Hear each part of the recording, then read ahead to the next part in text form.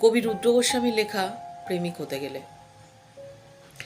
ওই যে ছেলেটাকে দেখছো, পছন্দ মতো ফুল ফুটলো না বলে মাটি থেকে উপড়ে ছুঁড়ে ফেলে দিল গাছটাকে।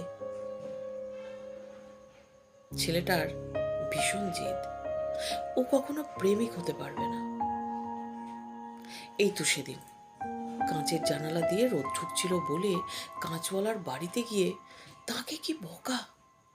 কাঁচওয়ালা তো সাদা কাঁচে রোদ ঢুকবে না এমন আবার হয়? ছেলেটার খুব জেদ, ও শুধু দেখে আর চেনে, বুঝতে জানে না।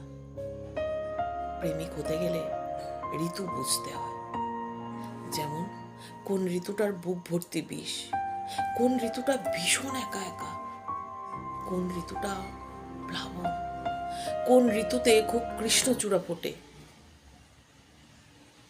ছেলেটা ঋতুই জানে না, ও শুধু দেখে আর চেনে, বুঝতে জানে না।